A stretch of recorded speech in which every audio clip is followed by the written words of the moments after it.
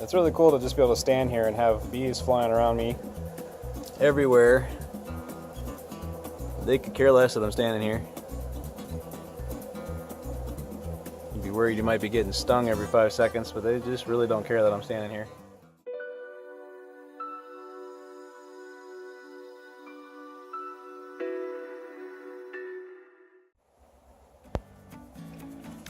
Hey everybody,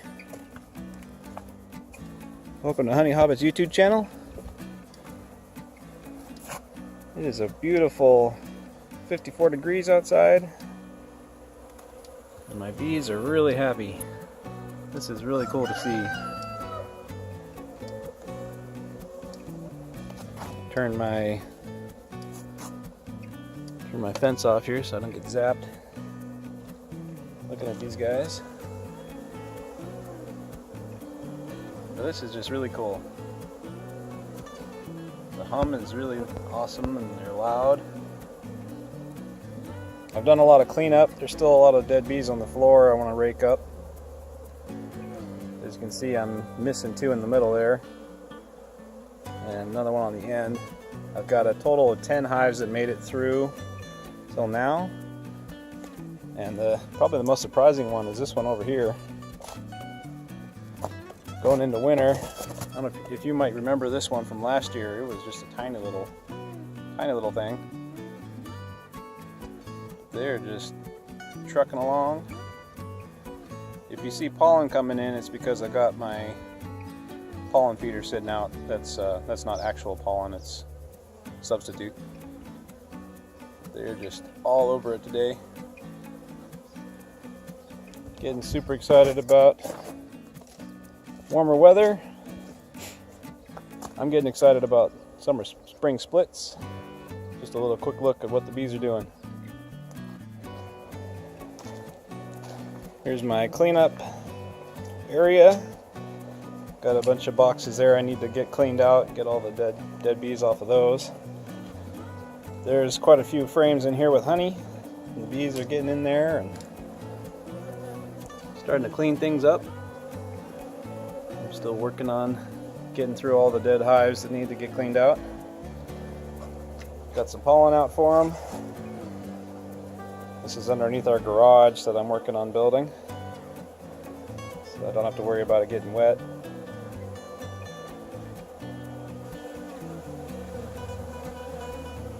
These are very gentle bees.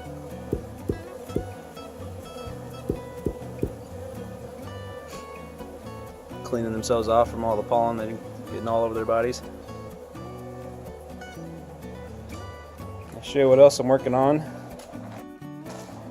It's my dirt floor makeshift workshop until I get this garage built. I've been working on making deep 5-frame nukes. These are the last 3 I need to finish frames for. All the rest of them have finished frames inside of them. There's all my frames. So, making progress there. These are all my new bottom boards. Doing this Michael Palmer style with the dual 5-frame nukes sitting next to each other. Seem to work pretty good going through winter. Alright, so I just thought I'd set one of these boxes up, this full hive. As you can see, there's 2 entrances. So I would keep 2 queens, 1 on each side. This just seems to make things a lot nicer going through winter. Like I said, the cluster will actually be right in the middle. You'll see the cluster is actually, it's one big cluster as opposed to like 2 clusters. Going through the winter, they share heat between the 2 boxes. And some people might be wondering why I'm using 5-frame nukes as opposed to a 10-frame box. And the main reason is bees, from what I've seen and from what I've researched, and they really like the inside of a hollow tree that's vertical. So they like to build from top to bottom, and they like to go up and down. They have a hard time going back and forth. You have your top bar hives, so they can do it, but especially in a colder climate like this, every little bit helps, and having a vertical 10 frames seems to help a lot with these bees. And the other reason I've gone and decided to do 5-frame nuke boxes, there's no industry out there that requires you to pick up 60, 70, 80, maybe 100 pounds. Nobody's backs are built for that. So I don't see why us beekeepers push it on ourselves to lift 10-frame boxes full of honey. Even a shallow 10-frame box, I mean, you're still looking at 60, 70 pounds. A full, deep 10-frame box full of bees and honey going into winter, I mean, that's just a lot of weight. So that's why I've chosen to go with these. My hives last year were all mediums for that same reason. My wife's able to pick them up relatively easily. She doesn't have any problems with them. So anyway, I'll just let you see inside these. Got my 5 frames in there, and these are all brand new frames that I've been putting together. I like to take that cleat bar that you would normally put your foundation and butt this up against it. I like to set it up on end like that and put a staple in.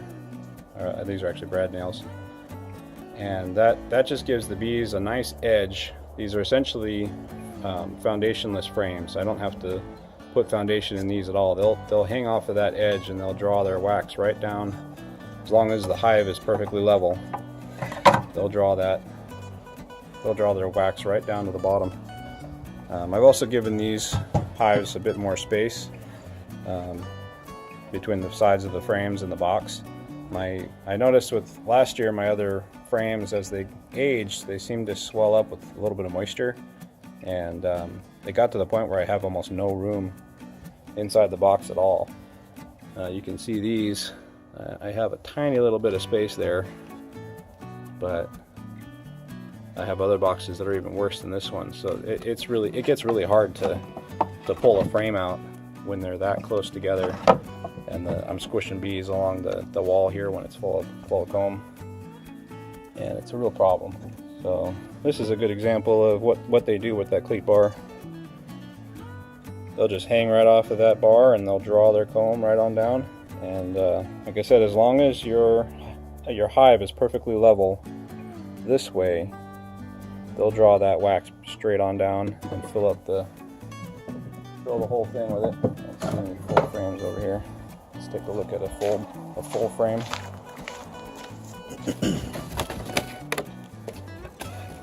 The bees are still working over here. So all these frames are foundationless. This one's actually got a lot of honey in it. They often leave a little gap at the bottom, and I can extract this in my extractor, and it doesn't fall out, it doesn't break, as long as I don't spin it too hard. It works just fine. There's another one. That's a brood frame. A little bit of honey on the sides.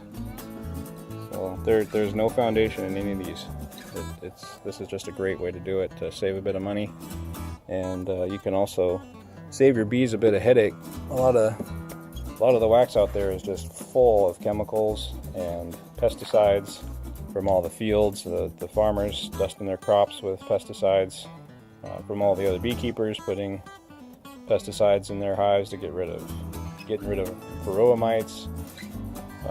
Some of these chemicals that a lot of beekeepers are using are really tough stuff, and you're essentially trying to kill a insect that's living on another insect, and that's a lot to ask of our honeybees, to be able to withstand those kind of toxin levels.